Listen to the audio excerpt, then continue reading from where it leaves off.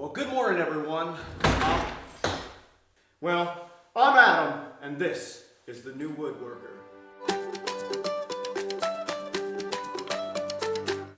See, that's the biggest downfall of the Paslode. It can't stand up on its own. Well, to be honest with you, right off the rip, right out the gate, off the get-go, you just saw one of my least favorite things about the Paslode nailer. It's not balanced. You can't set it down anywhere except for flat, which is probably the best way to set your nailer down anyway, because I can't tell you how many times I tip my nailer over by knocking into it. So maybe Paslode did the right thing. But either way, I like to be able to just set my nailer down like this so that I'm ready to grab it like this instead of having to, I know it seems kind of lazy, right? So I'm here on a job site. We've got all three nailers on hand because I like efficiency and I like to keep different size nails in each gun so that everybody working can just grab and go, and you don't have to sit there and fiddle with swapping out nails and asking somebody, oh, who's got the 2-inch and who's got the 1-inch, and then everybody makes their little inappropriate jokes every time. Gets a little old. I'm sure you know what I'm talking about. So we've got all three here. I figured there's no better time to give you guys a quick actual user experience tabletop review. I've been using these guns for long enough, especially the Paslodes. I've been using these battery-powered Paslode trim guns since they came out. This happens to be probably my 5th or 6th particular gun, 18 gauge brad nailer, and that's not necessarily a good thing, but I kept buying them because I do like the guns. They're light. They do have the downfall, which is if you're going to set it down, you got to lay it down because it's not balanced, and it's just, and personally for me, I like to set it down so that I can grab it, and it usually knocks over really easily. But obviously you're dealing with a battery, a small battery at that, and only one size, and you're dealing with these little gas cartridges. And the gas cartridges, depending on how much you're using this gun, if you're popping, you're firing off those rounds. These gas cartridges actually get used up really quickly.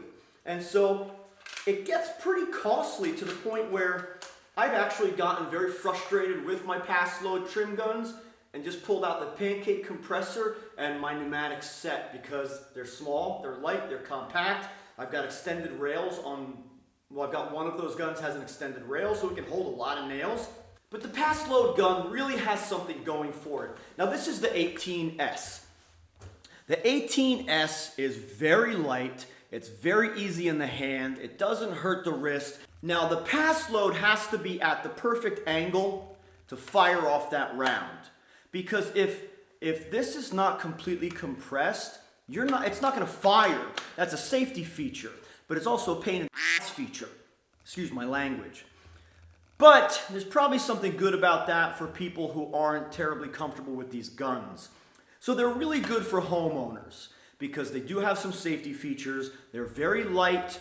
They're pretty durable being this heavy plastic case. And I will say this, the nail depth knob is not very finely tuned, I guess is a good way to put it.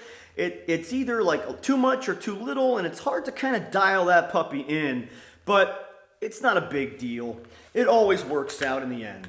Now on one of the old guns, this rail would always slide out. For some reason, it would just not lock in and stay locked. But you've got this little locking feature for the battery, but you pop the battery in, you go, and most of the time we forget. Turn it off, put it in the off position or the standby position, or just pull out, right? Because sometimes you have to. I've got 6 kids. Clearly, I never learned that method. All right, what more can I say about the Paslode for you? It's light, it's easy to use, but it doesn't hold very many nails. It works well on the job site. Next, I'm going to talk about the Dewalt. Now, the Dewalt is a 20 volt XR brushless 18 gauge. I really like this nailer. But if you are on the platform, this is perfect. But if you're not on the platform, go with the Craftsman. It's the same thing. I don't know if all the internals are exactly the same, but the externals, the casing, the feel, the weight, that's the same thing. So as you can see here, we've got the 7 1/4 compound sliding miter saw with the Craftsman battery. But we don't have a whole lot on the Craftsman platform. This is just a trim saw that I got for my guys to take up and downstairs. Now right now I'm standing on the 3rd floor of a huge home, so this is the perfect saw for this job because right now it's all trim work. But the Dewalt is a great gun. I really love this gun. It's a little heavier than the Paslode. It's on. Trigger safety, guys. That could have been really, really bad. And then I'd be the guy who shot himself in the finger on YouTube. Of course, I probably wouldn't post it. Now, knowing me, I would. It's on. So, now here you've got this little button that goes from either single shot or multi-shot. And that's good to be able to control how you're shooting. Now, you can put a long amp battery in here, like a 5 amp hour. But these 3 amp hour batteries last quite a long time, actually. You've got a decent sized rail, it holds quite a bit. The lock is nice and smooth. It's a good gun. Now here's the depth gauge on the Dewalt. I don't really care for this method. It doesn't really feel comfortable. I never feel like I'm really making positive clicks or anything like that. And it is actually kind of a nuisance. Now, I really don't have any negatives to say about this gun. It's a really good gun, especially for the money. It's well balanced, it's relatively light, not quite as light as the Paslode, but also not quite as heavy and slightly imbalanced as the Milwaukee. So if you have any questions about the Dewalt, throw it in the comments section. I'd be happy to help you. Now, unfortunately, the Milwaukee is not as well balanced as the Dewalt, and it's not as light as the Paslode. And it's not as comfortable to side shoot like this. But man, there is something to be said about this gun. The way that it shoots, the way that it performs is beautiful. I don't like that you have a power button, but I'm used to it now. So it did take me a few uses to get used to turning it on and off. And you also have a mode switch for single shot or multi-shot. Now the depth gauge on this gun out of all the guns is by far my favorite. And I mean by far. Listen to this positive click.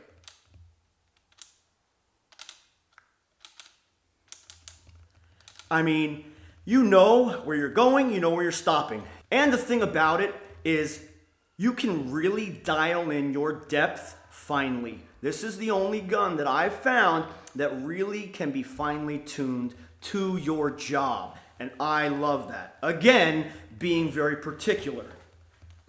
Now, another thing about this gun is if you throw a tiny little 2 amp battery on there, it's even lighter. Now, I tend to use these high output 3 amps on a lot of tools. I really like them. They last a long time. And you've got a good sized rail on there. But, see that?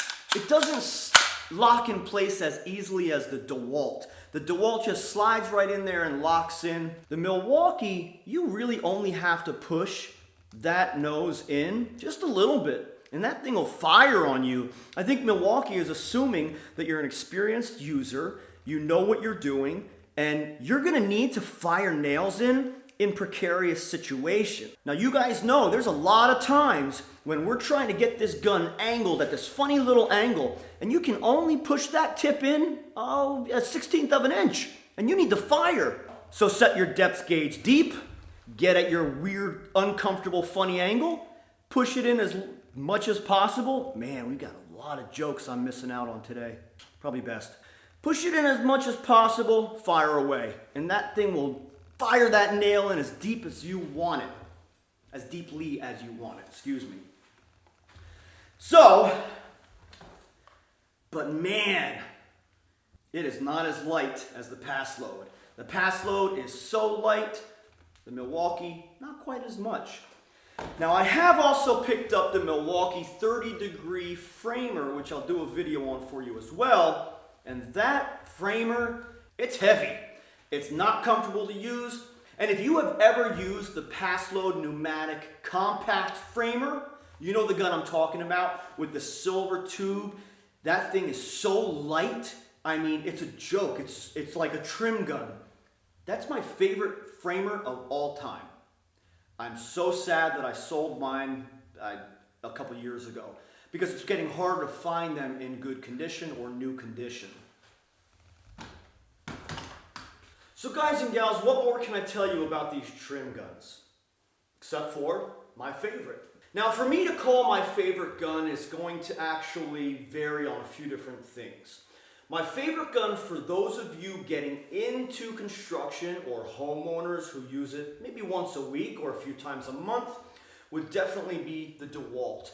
Because that's also the platform that I would encourage you to go on.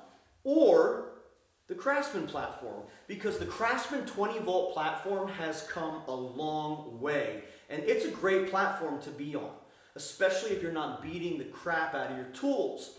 But otherwise, I would suggest the Dewalt. Now, if you are a contractor who is a trim carpenter or just somebody who's using these guns frequently, you will be so pleased that you went with the Milwaukee. I can't even express it to you.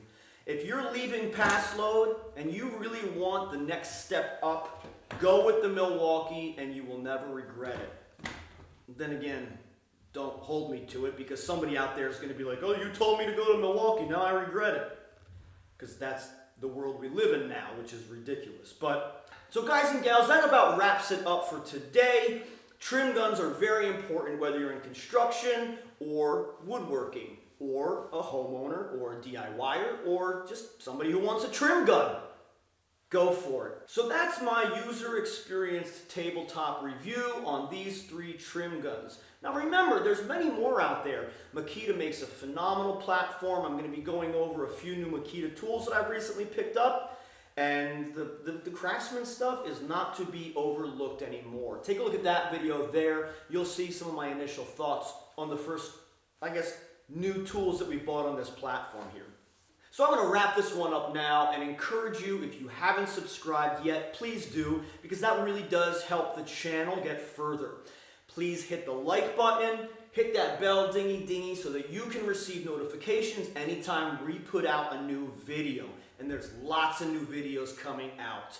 If there's anything in particular you'd like to see, please let me know, because I go through lots of workwear, lots of work boots, lots of tools, lots of vehicles, and I'd be happy to give you my opinion or my review on anything under the sun, including my favorite body hair shaver.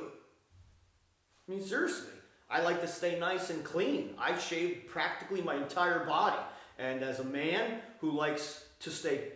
So stay tuned and throw some comments down because I love to hear from all of you and I try my best to respond to every single one of you. I'm Adam and this is The New Woodworker.